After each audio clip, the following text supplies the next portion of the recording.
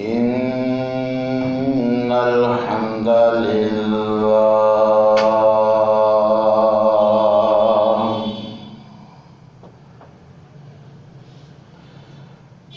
نحمده ونستعينه ونستغفره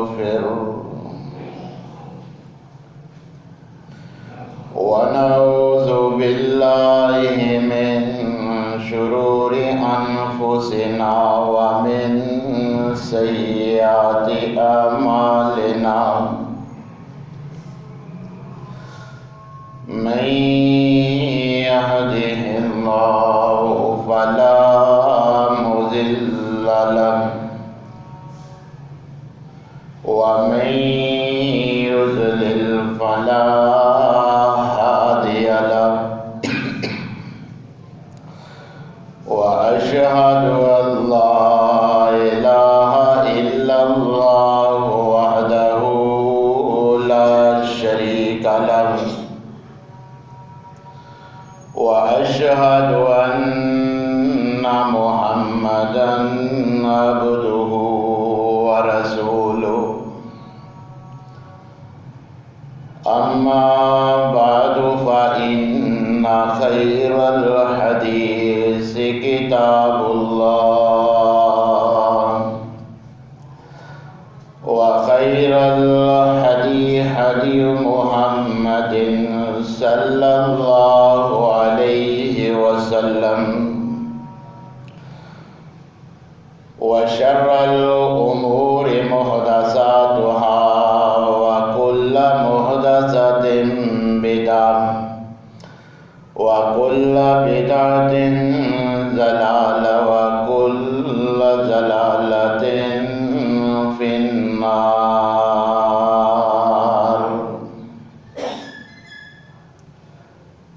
يا أيها الذين آمنوا اتقوا الله حق تقاته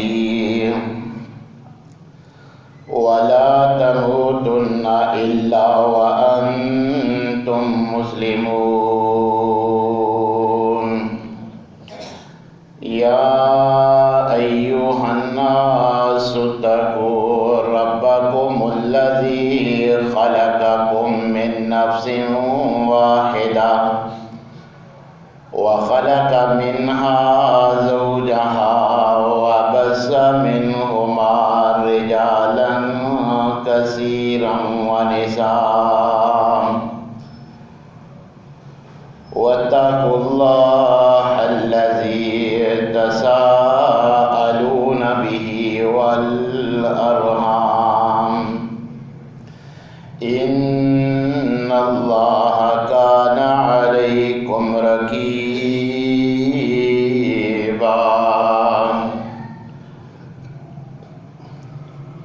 يا أيها الذين آمنوا اتقوا الله وقولوا قولا سديدا يصلح لكم أعمالكم ويغفر لكم ذنوبكم ومن يطع الله ورسوله فقد فاز فوزا عظيما. أما بعد فأعوذ بالله السميع العليم من الشيطان الرجيم من حمزه ونفخه ونفسه. بسم الله الرحمن الرحيم.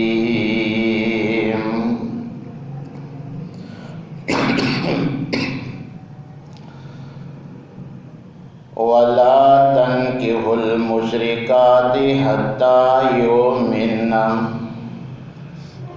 ولأمة مؤمنة خير من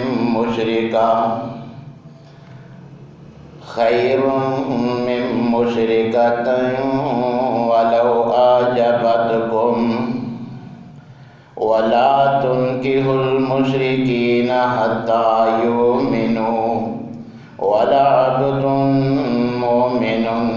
خير من مشرك ولو أعجبكم.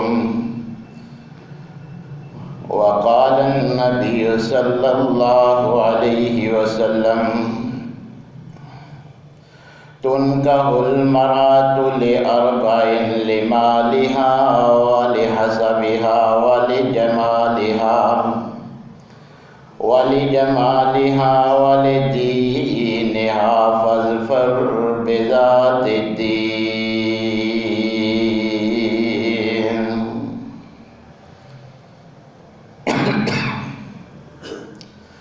تمام قسم کی تعریفات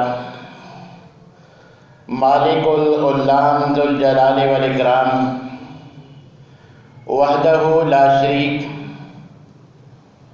مالک کائنات اور خالق ارض و سما کے لیے لاکھوں کروڑوں درود و سلام اس ہستی اقدس و مقدس کے اوپر جن کا نام نامی اسم گرامی جناب محمد رسول اللہ صلی اللہ علیہ وسلم ہے۔ سامعین محترم، رشتہ ازدواج یعنی نکاح کی احکام و مسائل جو کتاب و سنت میں ہماری رہنمائی کے لیے بیان ہوئے ہیں،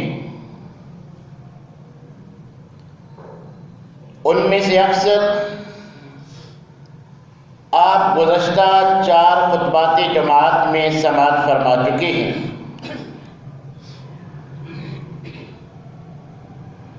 یہ دینی احکام جو اللہ نے قرآن یا پیغمبر نے اپنے فرمان و عمل سے ہمارے تک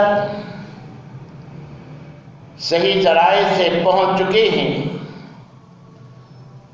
یہ صرف سننے سنانے تک محدود نہیں ہونے چاہیے۔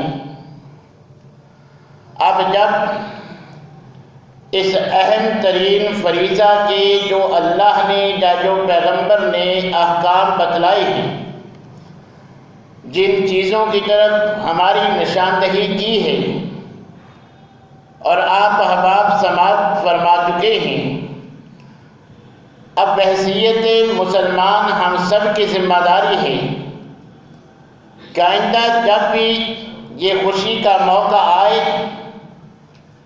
تو نکاح کے معاملہ میں جو کتاب و سنت نے ہماری رہنمائی کی ہے، ہمیں اسی کو فالو کرنا چاہیے اور تمام بدعت و خرافات و رسوم و رواج جن کا دین سے کوئی تعلق نہیں، ان سے مکمل اجتناب کرنا چاہیے، تاکہ یہ رشتہ جس کو شریعت نے اس قدر اہمیت دی ہے کہ اس کے سارے احکامات بیان فرمائے ہیں، رشتے کے انتخاب سے لے کر میاں بیوی میں انبن ہونے پر طلاق اور خلا، علا اور زہار تک کے مسائل ہمیں فراہم کی۔ جس طرح نماز پیغمبر کے اسوہ کے مطابق پڑھنا ضروری ہے، بے عین ہی نکاح کا معاملہ بھی کتاب و سنت کی تمام نصوصات کو مد نظر رکھتے ہوئے اسی کے مطابق کرنا بھی ازحد ضروری ہے۔ جہاں ہم شریعت سے روگردانی کرتے ہیں تو اس کا نتیجہ ہم اپنی آنکھوں سے معاشرہ میں دیکھ رہے ہیں کہ جب ہم کتاب و سنت کو نظر انداز کرتے ہیں، کروڑوں روپیہ خرچ کر کے بھی ہم اپنی بچیوں کا گھر نہیں بسا پاتے۔ اس کا مین سبب یہ ہے کہ جو شریعت نے ہماری رہنمائی کی تھی ہم نے اس کو قبول نہیں کیا۔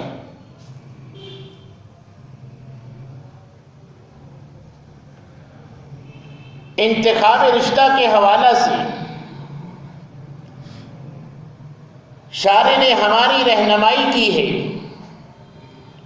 کہ جب تم اس اہم معاملہ میں ارادہ کر لو کہ میں نے اپنے بیٹے بیٹی کسی زیر تعلیم بچے کا نکاح کرنا ہے، تو ہماری شریعت ہمیں اولین طور پر جو بات دیکھنے کے لیے حکماً اللہ تبارک و تعالیٰ قرآن میں فرماتے ہیں وہ لڑکی لڑکے کا ایمان ہے۔ اللہ تبارک و تعالیٰ فرماتی وَلَا تَنْكِحُوا الْمُشْرِكَاتِ حَتَّى يُؤْمِنَّ، جب تم کوئی رشتہ طے کرنا چاہو تو اس کی اولین شرط یہ ہے کہ پہلے اس لڑکے کا لڑکی کا جس کے ساتھ تعلق قائم کرنا مقصود ہے اس کا ایمان چیک کرو، وہ مومن ہونا ضروری ہے۔ اور ساتھ اللہ تبارک و تعالیٰ نے وضاحت بھی فرمائی کہ اگر وہ مومن نہیں مشرک ہے، دیکھنے میں خوبصورت ہے، اس سے رشتہ ناتا نہ جوڑو۔ اس مشرک خوبصورت مرد و عورت سے تو غلام اور لونڈی بہتر ہے جو ایماندار ہے، ان سے رشتہ طے کر لو، مشرکہ مرد و عورت سے رشتہ طے نہ کرو۔ اسی طرح نبی کریم علیہ السلام بھی ہماری رہنمائی فرماتے ہیں، صحیح بخاری کے الفاظ ہیں، نبی کریم علیہ السلام نے فرمایا کہ تنکح المرأة لأربع،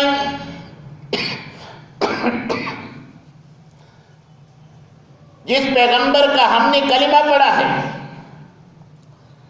وہ پیغمبر ہماری رہنمائی اس معاملہ میں فرماتے ہوئے فرماتے ہیں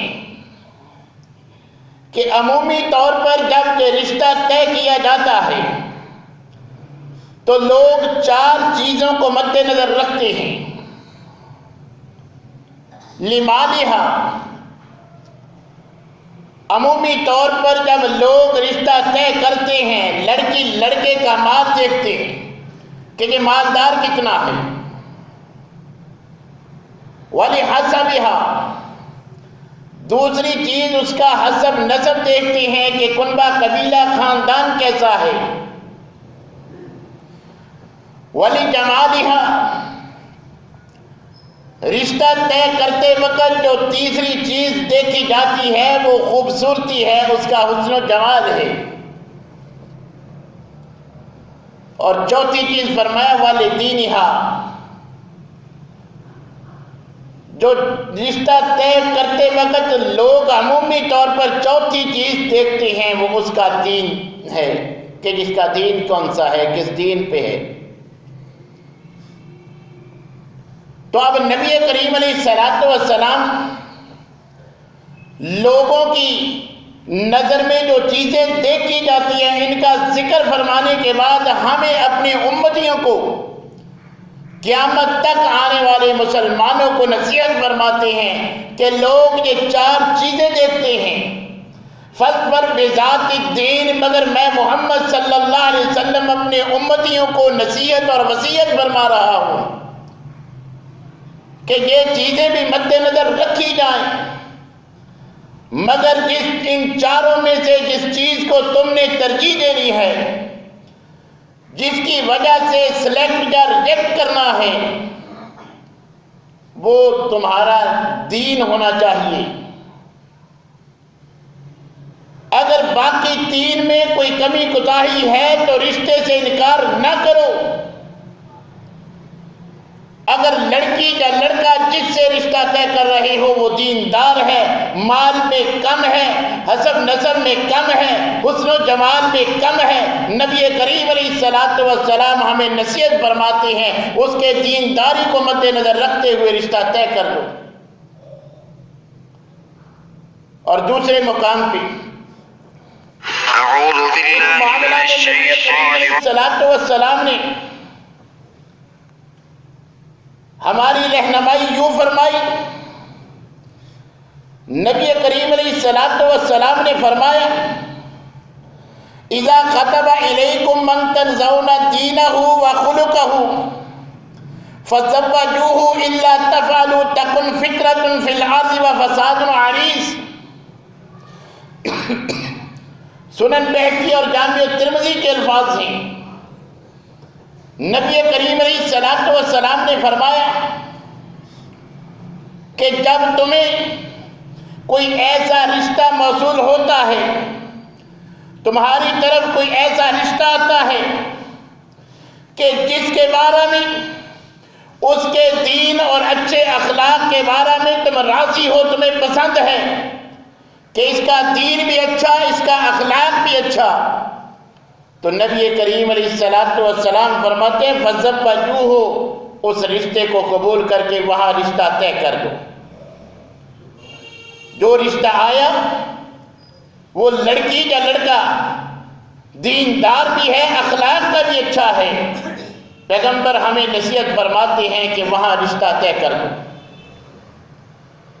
اِلَّا تَفْعَلُوا، اگر ایسا نہ کرو گے کہ دین بھی ہے، اخلاق بھی اچھا ہے، مگر تم اپنی طرف سے جیسے ہمارے معاشرہ میں چلتا ہے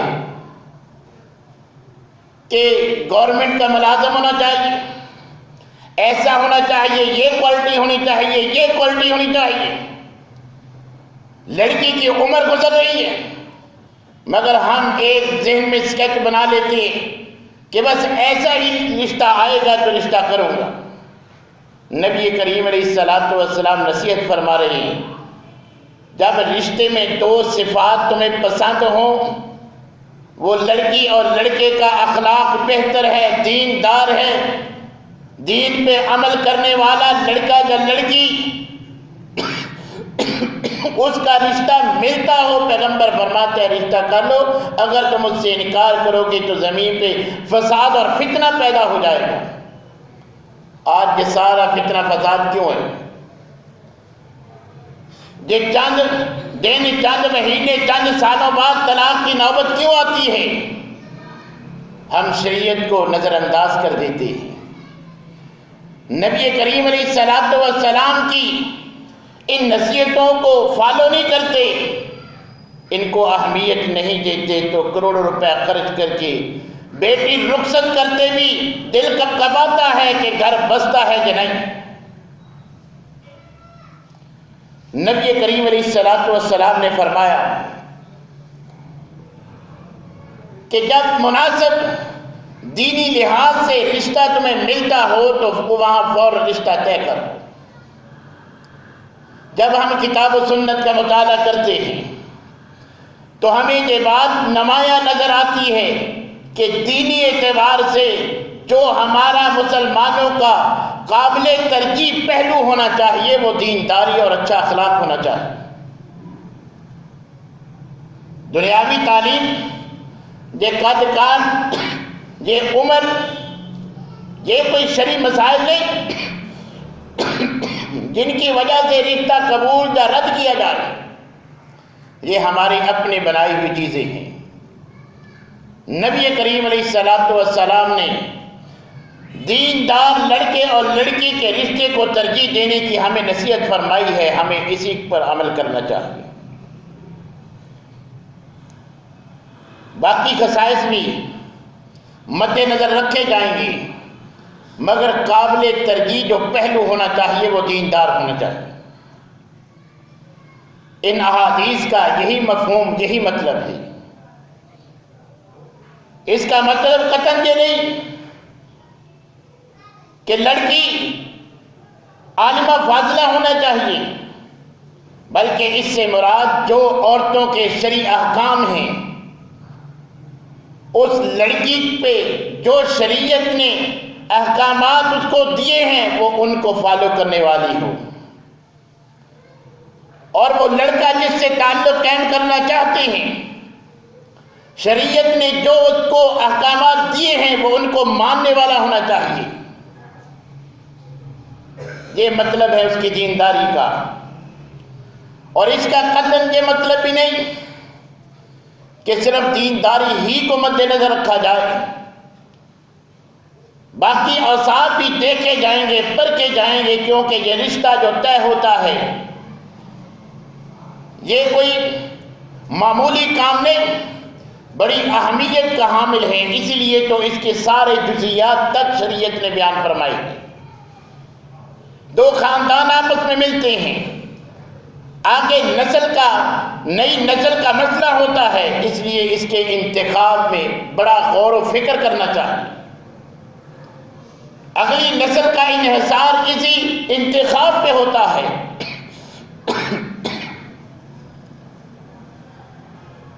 لڑکی کے دین کے ساتھ ساتھ جو چیزیں شرعی لحاظ سے دیکھنا چاہیے، یہ 4 چیزیں تو خود نبی کریم علیہ السلام نے فرمائی ہیں۔ صحیح بخاری کی جو روایت آپ نے سماعت فرمائی کہ لوگ یہ 4 دیکھتی ہیں، مگر تمہارے نزدیک قابل ترجیح دین ہونا چاہیے۔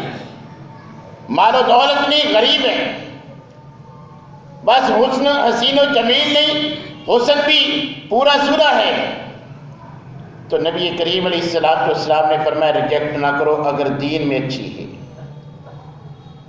جب دیندار ہے تو سمجھو باقی کوالٹیوں کی، باقی صفات کی دینی اعتبار سے کوئی اہمیت نہیں۔ کیوں؟ اللہ تبارک و تعالیٰ کے ہاں شکل و صورت کا اعتبار نہیں، حسب نسب کا اعتبار نہیں، اللہ کے ہاں پسندیدگی کا اعتبار تقویٰ ہے۔ اسی لیے تو اللہ تبارک و تعالیٰ فرماتے ہیں ان اکرمکم عند اللہ اتقاکم،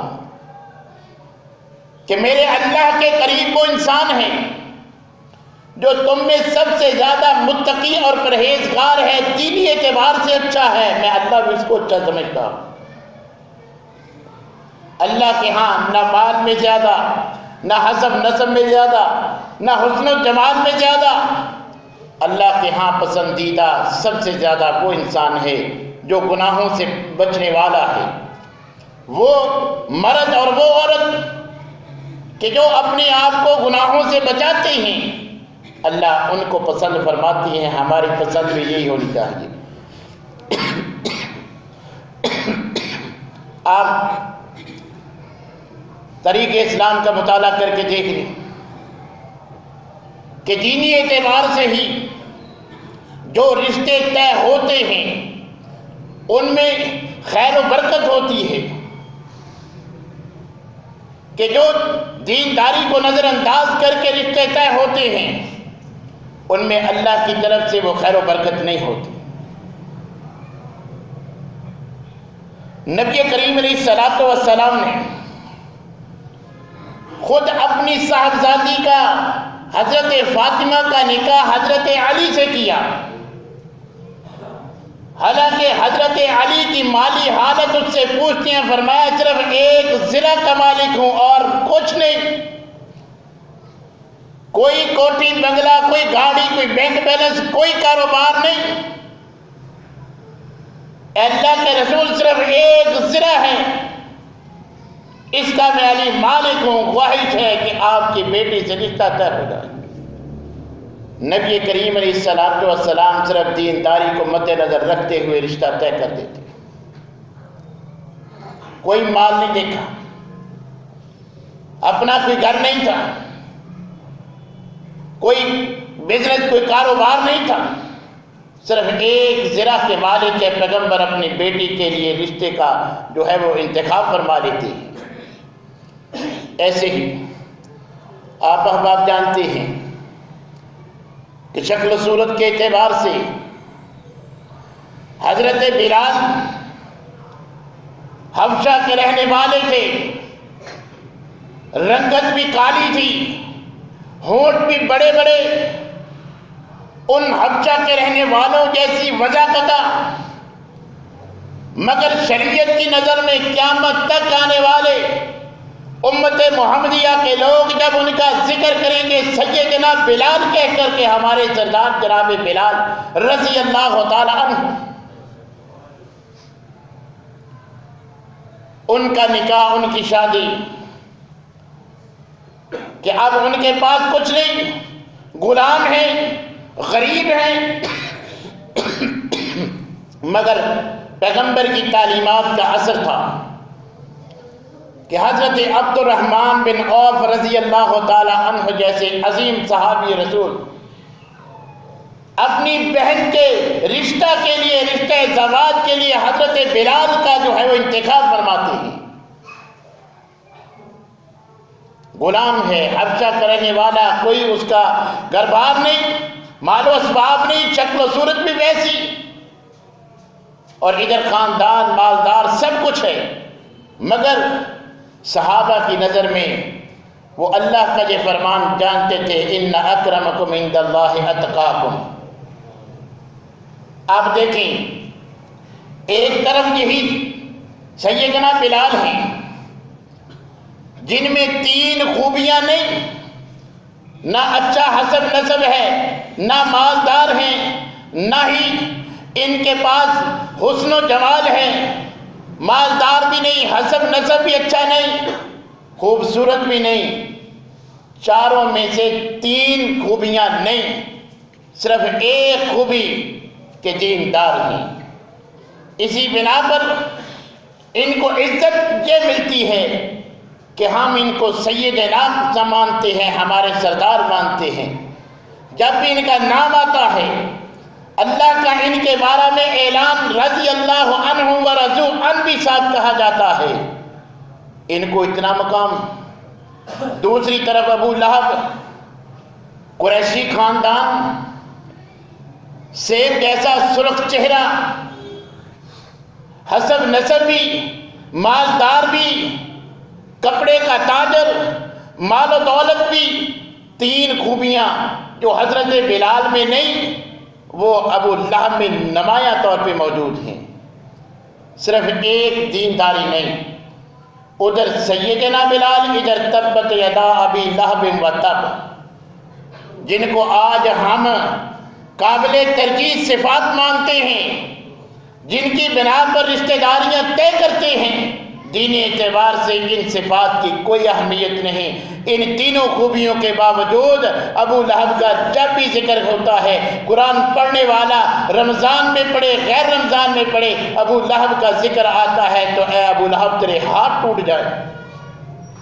حسین و جمیل بھی ہے، مالدار بھی ہے، اچھے خاندان کا بھی ہے، مگر حضرت بلال صرف ایک خوبی، اسی کو آپ سامنے رکھتے ہوئے دیکھیں کہ شریعت میں کس چیز کی ویلیو ہے۔ اور آج میں نے اور آپ نے رشتہ داری کے لیے کیا کیا جو ہے وہ سکیچ اپنے ذہن میں بنائے ہوتے ہیں، اور طریق اسلام کا مطالعہ کر کے دیکھ لیں کہ جس رشتہ کے لیے دینداری کو ترجیح دی گئی، اس میں ایسی خیر و برکت، ایسے ان کی اولاد میں خیر و برکت کہ آج بھی قیامت تک لوگ اس رشتہ ازدواج سے پیدا ہونے والی اولاد کو اچھے الفاظ میں یاد کرتے نظر آتے ہیں۔ یہی حضرت علی و فاطمہ، دینداری کی بنا پر ان کا رشتہ ہوتا ہے تو حسنین کریمین جیسے، حسن و حسین جیسی اولاد پیدا ہوتی ہے۔ صحابہ سے آگے آئیے، تابعین بھی نبی کریم علیہ السلام کی انہی باتوں کو مد نظر رکھتے ہوئے اپنی زیر تولیت بچوں کا، اولاد کا رشتہ دینداری کو ترجیح دیتے ہوئے قائم کرتے ہیں۔ تو اللہ تبارک و تعالی انہی کی اولاد میں سے محدثین پیدا فرماتے ہیں۔ امام بخاری کا نام آپ سنتے رہتے ہیں۔ مقام یہ ہے کہ قرآن کے بعد صحیح ترین کتاب لکھنے والے امام بخاری ہیں۔ امام بخاری کے اساتذہ میں ایک نمایاں نام عبداللہ بن مبارک کا ہے۔ امام ابو حنیفہ بھی ان کے شاگرد کہے جاتے ہیں۔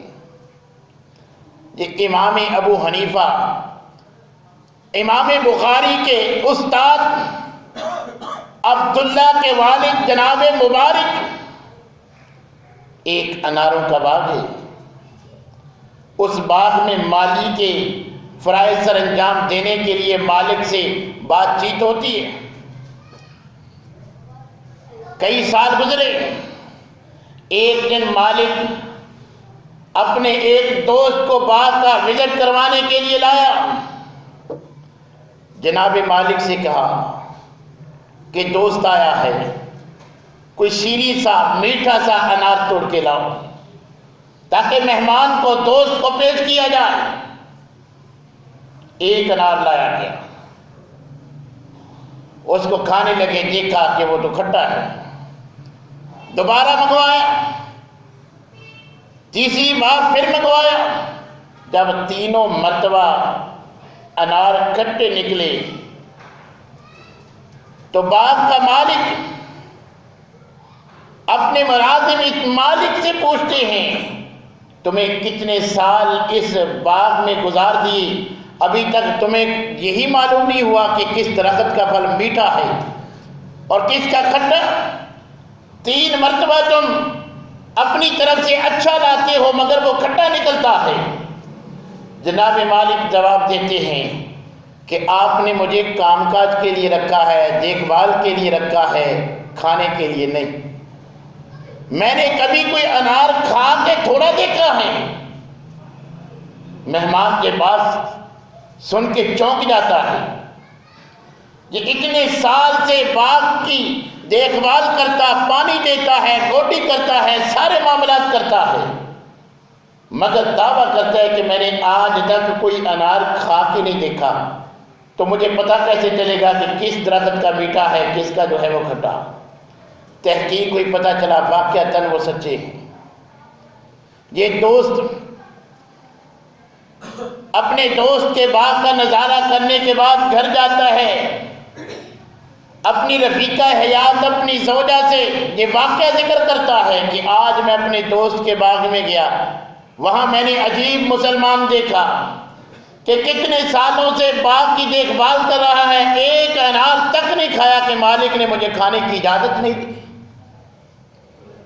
وہ اللہ والے تھے، صحابہ کے سامنے بیٹھ کر قال اللہ قال رسول سننے والے تھے۔ جب بیگم نے جناب مالک کی دینداری کا ذکر سنا تو فوراً اپنے خامد کو مشورہ دیتی ہے کہ ایسے دیندار انسان کو تو ہمیں اپنا داماد بنانا چاہیے۔ بیٹی جوان ہے، جاؤ دوست سے ملو، اس کو راضی کرو، کیوں نہ ہم وہ خوش قسمت بن جائیں کہ ایسا دیندار انسان ہمارا داماد بن جائے۔ صرف ایک دینداری کا واقعہ دے کر رشتہ طے کرتے ہیں تو اللہ اولاد کی صورت میں عبداللہ بن مبارک جیسے محدث پیدا فرماتے ہیں کہ جو امام بخاری رحمۃ اللہ کے استاد ہیں۔ جو بھی حدیث بخاری کی آپ پڑھتے ہیں تو امام بخاری رحمۃ اللہ علیہ اپنے اساتذہ کے نام میں ان کا نام ذکر کرتے ہیں۔ یہ ان کا مقام ہے۔ عبداللہ بن مبارک کا باپ کی دینداری کا یہ عالم ہے کہ ماں باپ کا رشتہ صرف دینداری کو مد نظر رکھتے ہوئے طے ہوا تو اللہ نے خیر و برکت عطا فرمائی۔ قرآن ہمیں حضرت موسیٰ کے نکاح کے متعلق بھی رہنمائی کرتا ہے کہ حضرت شعیب علیہ السلام نے حضرت موسیٰ سے کہ جو مہاجر ہیں، ہجرت کر کے آئے ہیں، پہننے کے لیے لباس تک جو ہے وہ مکمل نہیں، مگر اس کی دینداری دیکھ کر اپنی بیٹی کے لیے، رشتے کے لیے ان کا انتخاب فرماتے ہیں۔ قرآن میں اللہ نے یہ واقعہ اسی لیے ذکر کیا ہے تاکہ قیامت تک قرآن پڑھنے والوں کو پتہ چلے کہ جب ہم اپنی بیٹی بیٹے کا رشتہ طے کریں تو کیسا انتخاب ہونا چاہیے۔ دینداری کو ترجیح دینی چاہیے اور دینداری کے ساتھ باقی معاملات بھی ضرور دیکھنے چاہیے۔ یہ نہیں کہ صرف دین کو دیکھیں باقی کو نظر انداز کر دیں، باقی معاملات بھی ضرور دیکھیں مگر قابل ترجیح دینداری ہونی چاہیے۔ باقی معاملات میں اگر کوئی سستی ہو، کمی ہو تو درگزر کر دینا چاہیے۔ رشتے کے لیے خوبصورت ہونا اور اس کا انتخاب کرنا یہ بھی شرعی مسئلہ ہے۔ خود اللہ تبارک و تعالیٰ نے قرآن کریم میں فرمایا ہے کہ فَانْكِحُوا مَا طَابَ لَكُمْ، جو تمہیں خوبصورت لگی، جو تمہیں پسند آئے، جو تمہیں اچھی لگیں، ایسے مرد و عورت کو نکاح کے لیے منتخب کرو۔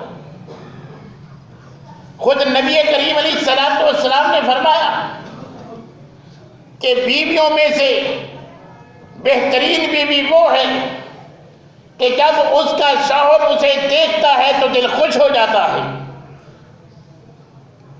خوبصورتی کو بھی مد نظر رکھا جائے گا، مگر خوبصورتی قابل ترجیح نہیں ہوگی، قابل ترجیح دینداری ہوگی۔ حسب نسب بھی دیکھیں، مال بھی دیکھیں۔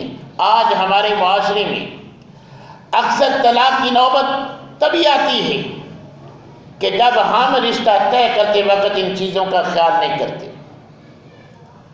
اگر ان رشتہ طے کرتے وقت ان چیزوں کو مد نظر رکھا جائے تو اس میں دوام ہوگا، دونوں میں پیار اور محبت ہوگا۔ اگر ان میں کوئی ایسی بات ہوگی جو ایک دوسرے کو ناپسند ہوگی، وہ رشتے کو دوام نہیں ملے گا۔ مجبوراً آپ وہاں کر بھی دیں گے، وہ چند ماہ چند سال بعد طلاق یا خلا کی نوبت آ جاتی ہے۔ خود نبی کریم علیہ السلام ایک رشتہ طے کرتے ہیں، دینداری کے اعتبار سے دونوں جانب صحابی اور صحابیہ شک کی گنجائش ہی نہیں، مگر نبی کریم علیہ السلام باقی چیزوں کو چونکہ شرعی لحاظ سے ان کی کوئی ویلیو نہیں، اپنے غلام اور منہ بولے بیٹے حضرت زید بن حارثہ کا نکاح اپنی پھوپھی زاد بہن، آج کے زبان میں اپنی کزن حضرت زینب جو قریشی خاندان سے، مال دولت حسین و جمیل سب ہیں، دوسری طرف غریب غلام، ماں باپ کا، کنبے قبیلے کا کوئی عطا پتہ نہیں۔ نبی کریم علیہ السلام کی خواہش کے مد نظر رشتہ طے ہو جاتا ہے، مگر بالآخر طلاق کی نوبت آتی ہے۔ تو آج بھی ہم رشتہ طے کرتے وقت ان ساری چیزوں کو دیکھیں۔ یہ جو ہمارے معاشرے میں چلتا ہے کہ ماں کہہ دیتی ہے بس بھائی کے بیٹے کو دوں گی، وہ شرابی ہو، نشئی ہو، ان پڑھ گنوار ہو، ادھر بیٹی ڈاکٹر ہو، ماسٹر ہو، جو بھی ہو، کہ بس بھائی کا بیٹا ہے اور کچھ نہیں۔ بیٹی لاکھ انکار کرے وہ کہتی نہیں، بس کہہ دیا بھائی ہے، بھائی کو دوں گی۔ تو گزشتہ خطبہ جمعہ میں آپ سن چکے ہیں کہ جس طرح نکاح کے لیے ولی کا راضی ہونا لازمی شرط ہے، ویسے ہی نکاح کی صحت کے لیے شرعی لحاظ سے لڑکی کی رضامندی بھی ازحد ضروری ہے۔ 6 دلائل گزشتہ خطبہ میں نے بیان کیے تھے کہ اگر لڑکی کو رشتہ پسند نہیں، شرعی لحاظ سے کوئی اعتبار نہیں، نبی صلی اللہ علیہ وسلم نے اختیار دے دیا تھا کہ اگر چاہتی ہو تو برقرار رکھو ورنہ ختم کر دو۔ لڑکی راضی ہوگی تو پھر رشتہ طے ہوگا۔ خوبصورتی کو مد نظر رکھا جائے، لڑکی لڑکے کا برابر ہونا ہر لحاظ سے اس کو مد نظر رکھا جائے تاکہ کل جو ہے وہ معاملہ نہ بگڑے۔ ہم کیا کرتے ہیں، ہم صرف مالدار دیکھ لیتے ہیں کہ بھئی کوئی بات نہیں، یہ گورنمنٹ ملازم ہے، اتنی تنخواہ ہے، بس جیسے کیسے بیٹی کو راضی کر لیا۔ پھر چند سال بعد پچھتاوا، چند مہینوں بعد پچھتاوا کہ کاش ہم ایسا فیصلہ نہ کرتے تو شریعت نے ہماری رہنمائی کی ہے کہ یہ کوئی معمولی کام نہیں، یہ دین کی تکمیل کا ذریعہ ہے۔ آگے نئی نسل کا انحصار اس رشتے کے انتخاب پہ ہے۔ بے نماز لڑکی آئے گی، اولاد بے نماز ہوگی، دیندار آئے گی، آگے اولاد دیندار ہوگی، دیندار ہوگی، گھر میں دین آئے گا، مرد کے دین کی حفاظت کرے گی، اس کی کمی کوتاہی پہ اس کو روکے ٹوکے گی، اس کو دین پہ چلنے پہ آمادہ کرے گی۔ اگر بے دین ہوگی تو پھر آہستہ آہستہ مرد بھی اس کے دین پہ ہوگا۔ یہی وجہ ہے کہ شریعت نے اہل کتاب کی عورتوں سے نکاح کی اجازت دی ہے۔ سورہ مائدہ آیت نمبر 5 ہے، والمحصنات من الذین اوتوا الکتاب من قبلکم، ساتھ اللہ نے یہ فرما دیا کہ اگر وہ پاک دامنہ ہوں، مگر اہل کتاب کے مردوں سے مسلمان عورت کا نکاح حرام ہے۔ ہمارے مرد ان کی عورتوں سے شادی کر سکتے ہیں، اجازت ہے، کیونکہ سرپرست مرد ہوگا، آگے اولاد مرد کے دین کے مطابق ہوگی، مرد جو ہے اس کو مسلمان کرے گا، مرد اس کو اسلام پہ چلنے پہ مجبور کرے گا، وہ اسلام کے مطابق جو ہے اپنی اولاد کی تربیت کرے گی۔ مگر اس میں بھی شریعت نے اجازت تو دی ہے، ساتھ پاک دامنہ کا بھی ذکر کیا، تو ہمیں صحابہ صحابیات کے معاملات سے رہنمائی لینی چاہیے۔ ام سلیم، شوہر فوت ہو گیا، ابو طلحہ خادم رسول حضرت انس کے والد، ان کی ماں باپ کا ذکر ہو رہا ہے۔ یہ ابو طلحہ بھی مسلمان نہیں، ام سلیم کو پیغام نکاح بھیجتی ہیں، وہ فرماتی ہیں کہ اور تو کوئی اعتراض نہیں، مگر میں مسلمان تو مسلمان نہیں، ہاں ایک پیشکش ہے، اگر تو مسلمان ہو جائے تو میں کوئی مہر نہیں لوں گی، بلکہ تیرا اسلام قبول کرنا ہی مہر ہوگا، میں نکاح کے لیے راضی ہوں۔ اور ایسے ہی ہوتا ہے۔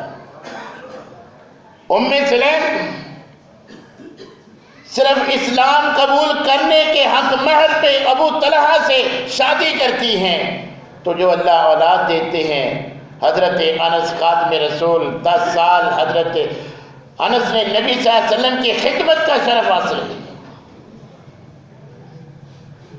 مگر آج ہم کہتے ہیں کہ اہل کتاب سے جائز ہے، ٹھیک ہے، اگر وہ نہیں ہوتی تو میں وہ ہو جاتا ہوں۔